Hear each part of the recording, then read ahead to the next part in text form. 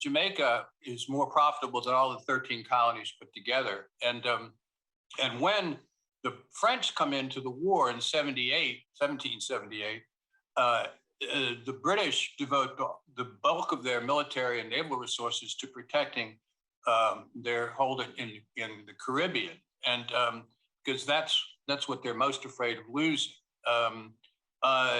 So again, but another contemporary term.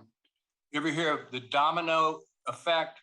They're afraid if they let the Americans go, then Canada will go, then the Caribbean will go. And so their fixation on suppressing the American rebellion is based on the belief that if they let that happen, their entire empire might very well collapse.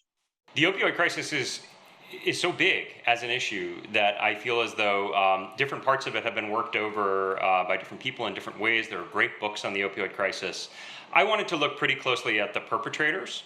And so I was very interested in this family, the Sackler family, who own Purdue Pharma, this Connecticut pharmaceutical company that produces OxyContin, that a lot of people think of as sort of the tip of the spear of the crisis, the drug that really started us on the road to where we are today. And so it's not an opioid crisis book per se. It's actually a sort of a broad look at 3 generations of this family. It's more of a family saga.